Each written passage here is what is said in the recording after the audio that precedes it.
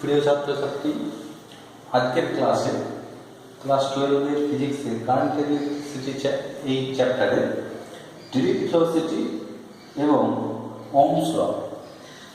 তোমরা হয়তো আগের ভিডিওতে দেখেছ, ওহমস ল তো আমরা আগের ভিডিওতে আলোচনা করেছি, কিন্তু সেখানে ওহমস ল যেটা আলোচনা করা হয়েছিল সেটা ছিল পরীক্ষা, অর্থাৎ এক্সপেরিমেন্টাল রেজাল্ট। অর্থাৎ ওহমস, বিজ্ঞানী ওহমস যে সূত্রটা প্রতিষ্ঠা করেছিলেন, V varies I varies V, এটা হচ্ছে এক্সপেরিমেন্ট থেকে পাওয়া, সেটা ওহমস ল বলা হচ্ছে। এখন আমরা তাত্ত্বিকভাবে অর্থাৎ থিওরিটিক্যালি ওহমস লটা প্রুভ করব।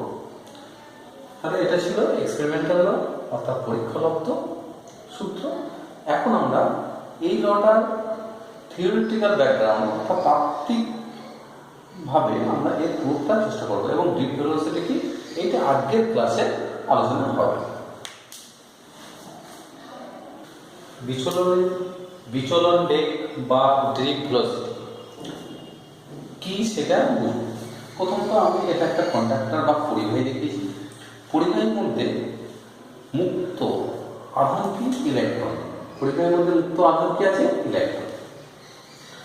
এই ইলেকট্রনগুলো পরিবাহীর মধ্যে যখন তারা গতিশীল থাকে, কি স্বাভাবিক অবস্থায় অর্থাৎ ঘরের তাপমাত্রা দিয়ে পরিবাহীগুলো কি যথেষ্ট শক্তিশালী, তারা গতিশীল থাকে। আমি কোনো একটা ইলেকট্রনের গতিশক্তি, এই গতিবেগটা চিহ্নিত করি। ধরুন এই গেল, এই গেল, এই গেল, এই দিকগুলো গতিশীল আছে, এই গেল গতিশীল। খেয়াল করে দেখো তো, আমি দুটো পয়েন্ট এমন পেয়েছি,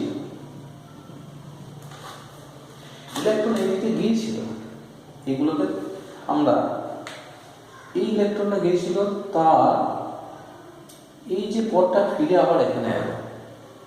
অর্থাৎ কোনো একটি প্রস্থচ্ছেদের মধ্যে দিয়ে ইলেকট্রনের গতিবেগ বা কোনো একটি প্রস্থচ্ছেদের মধ্যে দিয়ে যত সংখ্যক ইলেকট্রন এই দিকে যাচ্ছে, ঠিক সমান সংখ্যক ইলেকট্রন এইদিকে বেরোচ্ছে। অর্থাৎ এইদিকে এই প্রস্থচ্ছেদ ভেদ করে যত সংখ্যক ইলেকট্রন যাচ্ছে, এইদিকে ঠিক তত সংখ্যক ইলেকট্রন আসছে। ফলে সামগ্রিকভাবে পরিবাহীটা কি, পরিবাহীটার মধ্যে কোনো তড়িৎ প্রবাহ উৎপন্ন হচ্ছে না। ইলেকট্রনগুলো এই যে গতিটা লাভ করে, কার জন্য? তাপের জন্য। অর্থাৎ তাপীয় শক্তি ইলেকট্রনকে গতিশক্তির সাহায্য করে, তাপীয় শক্তি গতিশক্তিতে রূপান্তরিত হয় এবং ইলেকট্রনগুলো গতিবেগ লাভ করে। কিন্তু গতিবেগ লাভ করলে আর কি, কোনো একটা নির্দিষ্ট দিকে ইলেকট্রনগুলো কি সরলীকৃত হয়, শূন্য হয়, সরণ শূন্য হয়। এটাকে আমরা তাপীয় ইলেকট্রন বলি। এইবার কি করা হলো, এই পরিবাহীটার মধ্যে আমরা কি করলাম, পরিবাহীটা ছিল, এই দুই পরিবাহী একটা বিভব উৎসের সঙ্গে যোগ করলাম। বুঝছে? পরিবাহীটাকে কি একটা বিভব উৎসে ভি বিভব পার্থক্যে, দুই প্রান্তে ভি বিভব পার্থক্য দিলাম, এবং পরিবাহীটির দৈর্ঘ্য এ, পরিবাহীটির দৈর্ঘ্য কত? এ। তখন কি দেখা যাবে?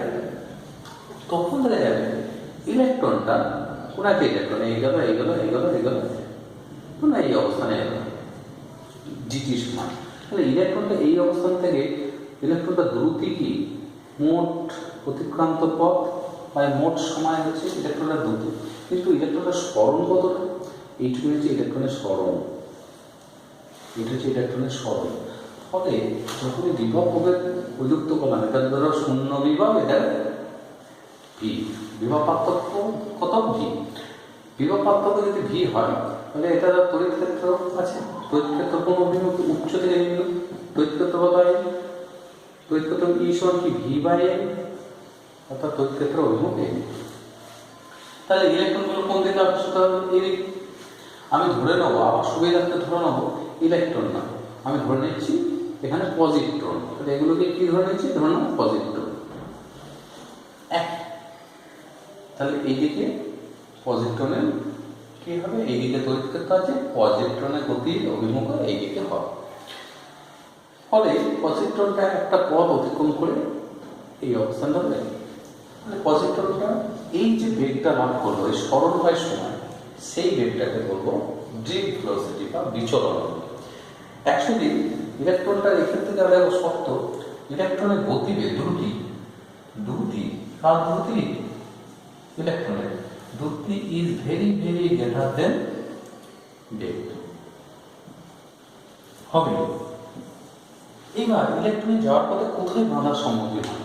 ইলেকট্রন তীব্র গতি লাভ করলো যখন বিভব চালক যেতে যেতে একটা পরমাণু বা অণুর সঙ্গে কি ধাক্কা পেল, ব্যাস ওর গতি বাধা পেল। আবার তড়িৎ ক্ষেত্র আছে, আবার গতিবেগ, আবার গতি সম্পন্ন হলো, আবার তার কোনো একটি পরমাণুর সঙ্গে ধাক্কা খেল। এইরকম ক্রমাগত ধাক্কা খাওয়ার ফলে ইলেকট্রনের গতিবেগ কি হয়? ক্রমশ কমে যাচ্ছে। এই ঘটনাটাকে বলবো বিচলন বেগ। বিচলন বেগ কি? কোনো পরিবাহীর মধ্যে তড়িৎ ক্ষেত্র উৎপন্ন করলে বা দুই প্রান্তে বিভবভাবে যুক্ত করলে একটা তড়িৎ ক্ষেত্র উৎপন্ন হয়। সেই তড়িৎ ক্ষেত্রের প্রভাবে ইলেকট্রনগুলো যে গতিবেগ লাভ করে তাকে বিচলন বেগ বা ড্রিফট ভেলোসিটি বলে।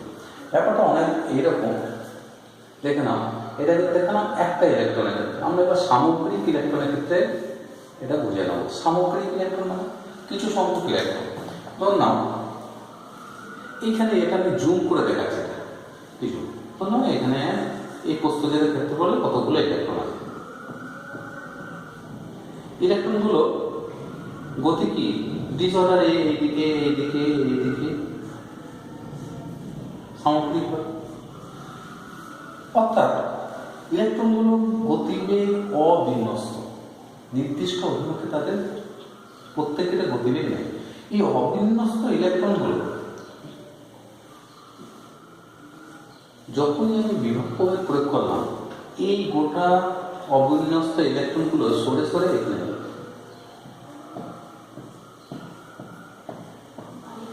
এই যে ইলেকট্রনগুলো এখান থেকে এখানে গেল, তার স্মরণ গেল। এটা পাখির ঝাঁকের সাথে তুলনা করবে। এই ইলেকট্রনগুলো এত দূরে গেল। এইটাকে আমরা এই ইলেকট্রনগুলো এই যে স্মরণ করলো, এই স্মরণটা যে সময় ঘটেছে তার হারকে বলবো, এটা হবে বিচলন বেগ। অনেকটা পাখির ঝাঁক বা মৌমাছি ঝাঁকের সঙ্গে এটা তুলনা করা চলে। কীরকম? দেখবে যে মৌমাছি ঝাঁক যখন কোনো একটা মৌমাছির দ্রুতি কিন্তু অনেক বেশি, কিন্তু ঝাঁকগুলো কি, পাখিগুলো উঠছে ঝাঁকগুলো কি একটা নির্দিষ্ট সময় পায় সামান্য স্মরণ।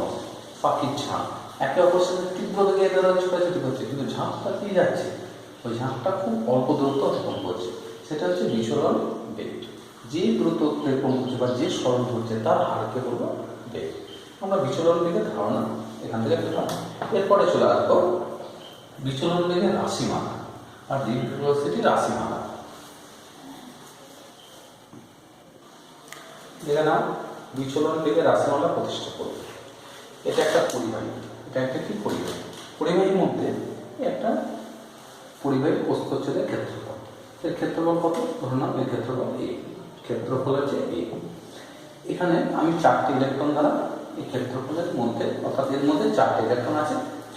ইলেকট্রনগুলো বিচলন বেগ ভিডি, বিচলন বেগ কত? V D, V suffix D, V for velocity and D for drift, অর্থাৎ ভিডি।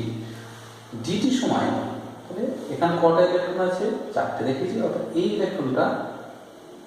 ইলেকট্রনগুলো প্রত্যেকের বেগ হচ্ছে ভিডি। তাহলে ডিটি সময় তাদের কত স্মরণ হবে? তারা সরে যাবে কিছুটা। ধরুন না ইলেকট্রনগুলো এই প্রস্থচ্ছেদের ক্ষেত্রফলে এলো, খেয়াল করবো। তাহলে ইলেকট্রনগুলো এখান থেকে এখানে একটা স্মরণ, তাহলে কতটা স্মরণ ঘটেছে? ডিটি সময় ঘটেছে, তাহলে ভিডি ইন্টু ডিটি। কারণ কি? দূরত্ব সমান কি? তোমরা জানো বেগ ইন্টু সময়।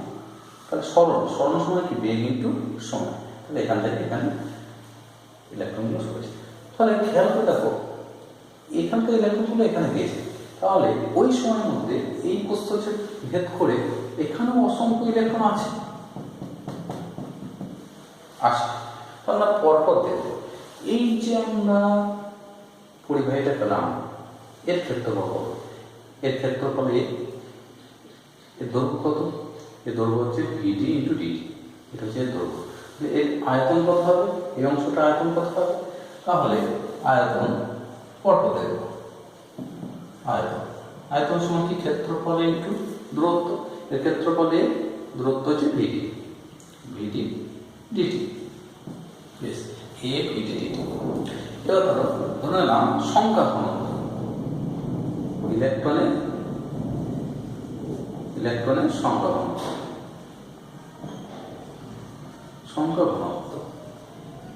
ইলেকট্রনের সংখ্যা ঘনত্ব। ধরুন ইলেকট্রনের সংখ্যা ঘনত্ব কত? n পার ভলিউম, পার আয়তন, অর্থাৎ একক আয়তনে কটা আছে? n সংখ্যক। তাহলে একক আয়তনে যদি n সংখ্যক ইলেকট্রন থাকে, এর মধ্যে কত ইলেকট্রন আছে একক আয়তনে? তাহলে এখানে আয়তন কত? ভিডিটি। তাহলে ইলেকট্রন আয়তন এত হলো, ইলেকট্রনের সংখ্যা কত হবে? ইলেকট্রনের সংখ্যা, তাহলে একক আয়তনে n বাই আয়তন, ইলেকট্রনের সংখ্যা ঘনত্ব। তাহলে এত আয়তন কত? এইটা ইন্টু n, তাহলে a V D D T into n। এবার দেখো এর মধ্যে কত আধান আছে, এর মধ্যে আধান কত? আধানের পরিমাণ কত হবে? আধানের পরিমাণ কত হবে? আধানের পরিমাণের যদি মেজার করো কত হবে? তাহলে এত সংখ্যক ইলেকট্রন আছে কার মধ্যে? এই সেভেজ রিজিয়ন, এই রিজিয়নের মধ্যে এত সংখ্যক ইলেকট্রন আছে। তাহলে আধানের পরিমাণ কত? একটা ইলেকট্রন আধানই এত সংখ্যক ইলেকট্রন আধান কত? এত ইন্টু ই। তাহলে কি পেয়ে যাবো? একটু সাজিয়ে নিই, এ ই ভিডি এ ডি, ব্যাস। তাহলে এর মধ্যে আধানের পরিমাণ, আমি আধানের পরিমাণটাকে ডিকিউ দ্বারা প্রকাশ করি। ডিকিউ, আধানের পরিমাণ কত? ডিকিউ পরিমাণ, আধানের পরিমাণ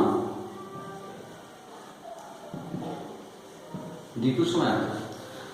খেয়াল করে দেখো তাহলে মোট আধান কত এটা আছে? এত পরিমাণ।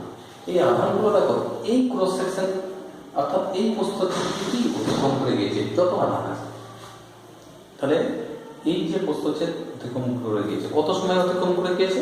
ডিটি সময় অতিক্রম করে গিয়েছে। তাহলে এখান থেকে আমরা বলতে পারি ডিটিটা যদি এই দিন আনি তড়িৎ প্রবাহ, অর্থাৎ পরিবাহী মধ্যে তড়িৎ প্রবাহ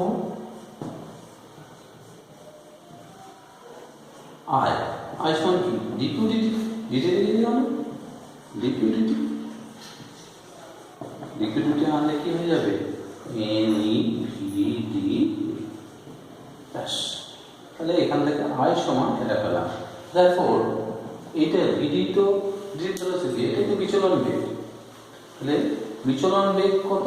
ভিডি equals to I by N E. Okay, এটা হচ্ছে বিচলন বেগে রাশিমালা আমরা প্রতিষ্ঠা করলাম। এই কোশ্চেনটা খেয়াল রাখলে প্রতি নাই আই সমান এন ই ভিডি এ, এখান থেকে অনেক নিউমেরিক্যালস আসে। তাহলে এটা খেয়াল রাখতে হবে। আমরা পেলাম। এরপরে আমরা বিচলন বেগের আরেকটা রাশিমালা আমরা প্রতিষ্ঠা করব।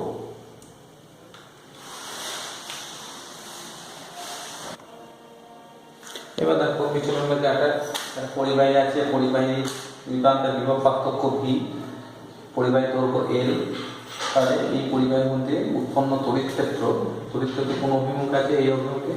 উচ্চ বিভব থেকে নিম্ন বিভব থেকে আমরা জানি E1 মাইনাস dVdx, অর্থাৎ বিভব যেদিকে কমে প্রবাহের এই তড়িৎ ক্ষেত্রের অভিমুখ সেই দিকে কমে। তাহলে এখানে তড়িৎ ক্ষেত্রে একটা অস্তিত্ব আছে। তড়িৎ ক্ষেত্র যদি থাকে তাহলে এখানে ধরো যে আধানটা আছে আমি ধরে নিয়েছি এখানে পজিটিভ, তাহলে আধানের উপর কি বল এদিকে খেয়াল হচ্ছে, সে বলের মান কত?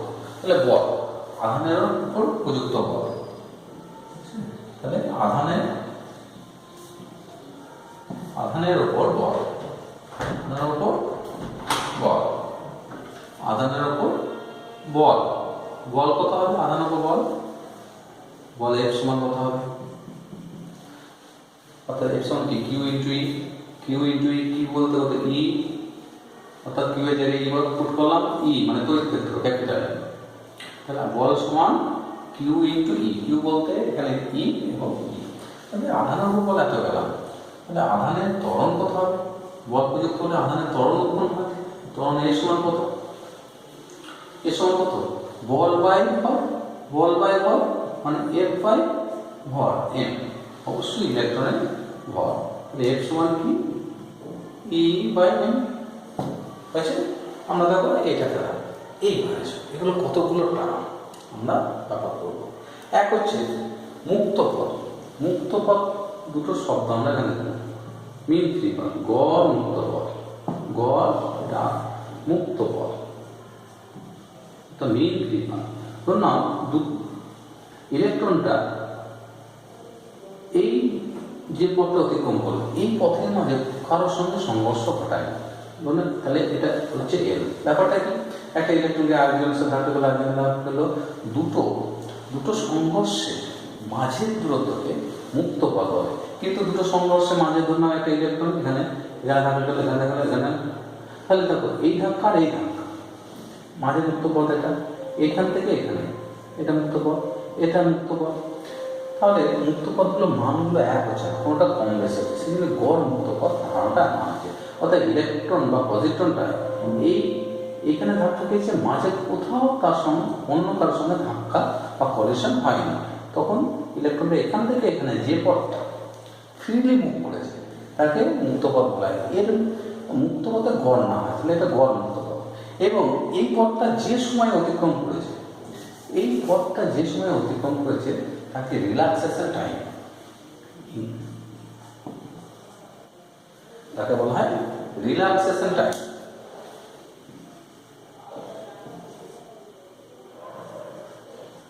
রিল্যাক্সেশন টাইম সমান রিল্যাক্সেশন সময়, যাকে টি দ্বারা টাও দ্বারা প্রকাশ করে।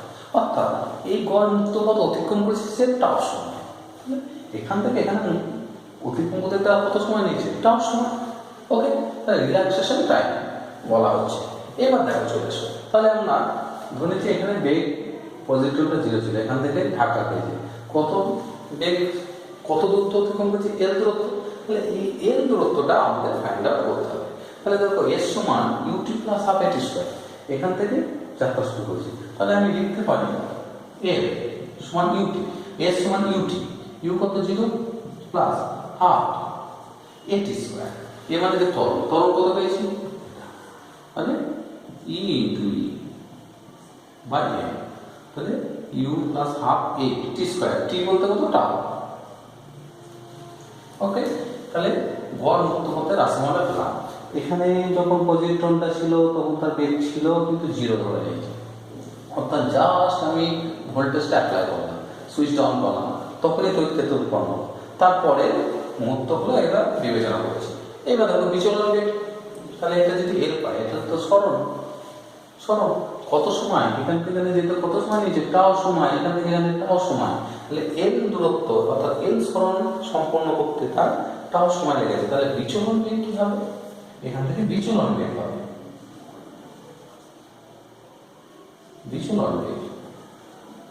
বিচলন বেগ যাকে ভিটি দ্বারা প্রকাশ করা হয়, ভি সাফিক্স টি, অর্থাৎ এল বাই টাও, এটাই তো হবে সরণ বাই সময়। সরণ কত, এল সমান এত আর টাও, তাহলে হয়ে যাবে এল সমান পেয়ে গেছি এইটা, অর্থাৎ দেখে নিন 2m উপরে আছে ই ই টাও স্কয়ার ইন্টু টাও, টাও ক্যান্সেল হবে, তাহলে পেয়ে গেলাম ই ই টাও বাই 2m। ওকে, ই ই টাও by 2m।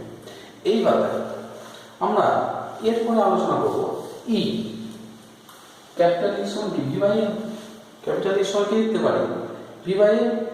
Okay, capital E সমান ভি বাই এল ফুট করো, তাহলে টাও এর জায়গায় ভি বাই এল ফুট করতে আমি এই পরে লিখছি ইকুয়েশনটা, তাহলে ই ই ভি বাই 2ml, তাহলে ভিটি সমান দেখো এটা পেয়ে গেলাম, কি পেলাম ই ই টাও এর জায়গায় ভি বাই এল ফুট করলাম, তাহলে ভিটি সমান এই ইকুয়েশনটা পেলাম। এরপরে হচ্ছে কাজ, এই যে ভিটিটা পেলাম এটা একটা ইকুয়েশন, আর অলরেডি আমরা একটা ইকুয়েশন প্রুভ করেছি ভিটি সমান কি পেয়েছিলাম, ভিটি সমান আই বাই এন ই এ।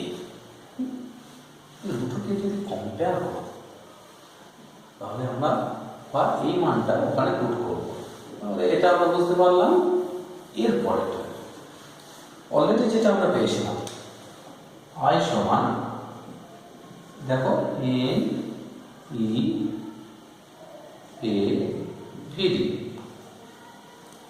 আর এমনি ভিডি এ, এই ভিডির মানটা এখানে পুট করবো। ভিডি মানটা পুট করলে কত হয়ে যাবে?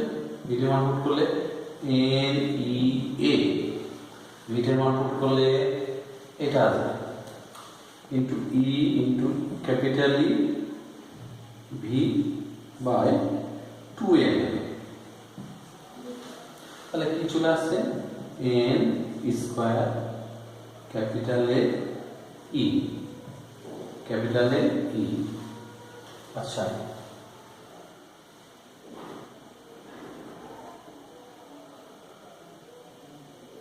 এই ক্যাপিটাল ইটা তো থাকবে না,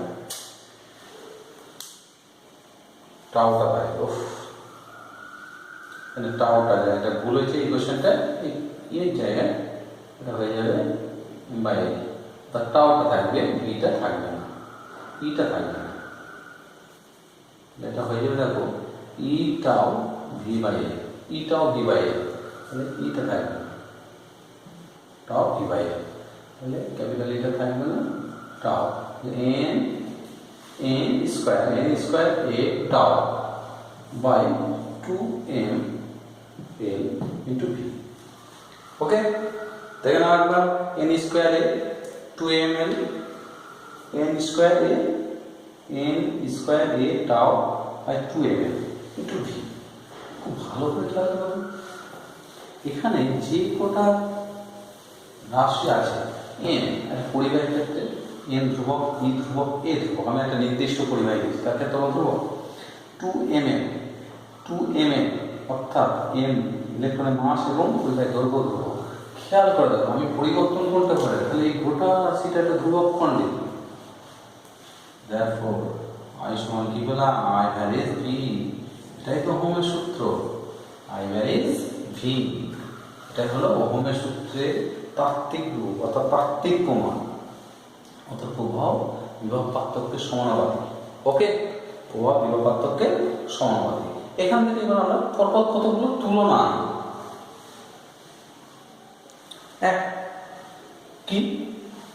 আই ভ্যারিজ ভি, তাহলে আই ভ্যারিজ ভি হয়, তাহলে এটা দেখো আই সমান আই ভ্যারিজ ভি, তাহলে এখান থেকে ভি সমান আই আর হয়, তাহলে এইটাকে 1/r এর সঙ্গে তুলনা করতে পারি, 1/r, তাহলে আর সমান এখান থেকে অতএব এইটুকুনি এইচএস এর জন্য যথেষ্ট, এইচএস এ এইটুকুনি প্রমাণ দেয়, এইখানে শেষ হয়। এরপরে যদি মনে করো যে আরও আমরা এইখান থেকে কিছু জানতে পারবো, তা দেখে না, তাহলে আই সমান কি হয়? ভি বাই আর, তাহলে 1/r সমান এত, তাহলে আর সমান কত হবে? এখান থেকে রোধ, আর সমান কত পাবো? এন স্কোয়ার এ বাই কি 2m, সরি উল্টে যাবে 2ml by N square A টাও। অর্থাৎ এটা হচ্ছে পরিবাহী, এটা অনন্য, এর অনন্য হচ্ছে পরিবাহী রোধ। খেয়াল করো, পরিবাহী রোধ কোন কোন বিষয় উপর নির্ভর করে? পরিবাহী রোধ শুধু এন আর এ নয়, এন ই টাও, এন ই টাও এগুলোর উপর নির্ভর করে আমার পরিবাহীর উপর, ভিন্ন পরিবাহী এগুলোর উপর নির্ভর করে। এখান থেকে আর সমান কি হয়? এটা আর, আবার আর সমান জানি রো এল বাই এ। খেয়াল করে দেখো,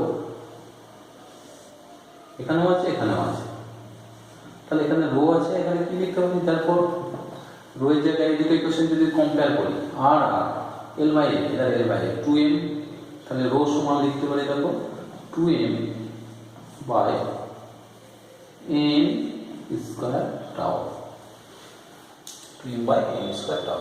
এটা হচ্ছে পরিবাহী রোধাঙ্ক, পরিবাহী রোধাঙ্ক। এবারে আর একটা টার্ম আমরা এখানে শিখে নেব, ইলেকট্রনের সচলতা। ইলেকট্রনের সচলতা,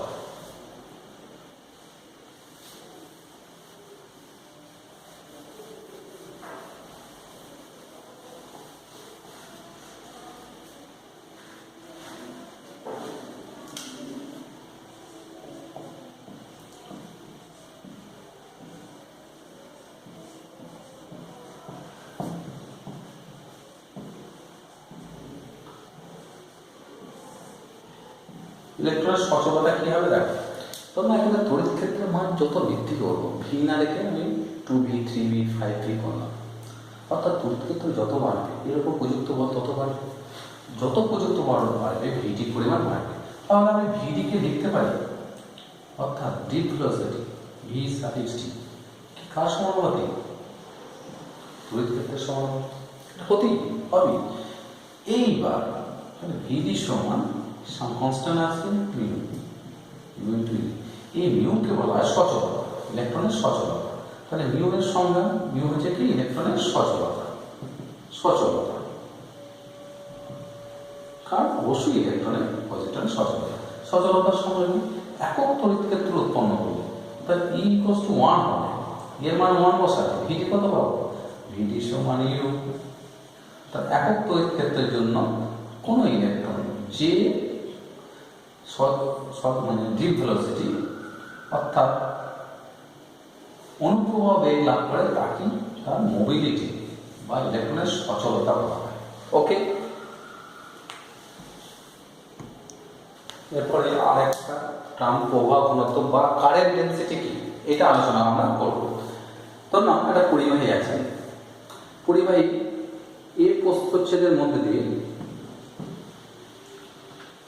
আই এইভাবে যাচ্ছে, তাহলে এ ক্ষেত্রফলের মধ্যে দিয়ে কত প্রবাহ যাচ্ছে? আই।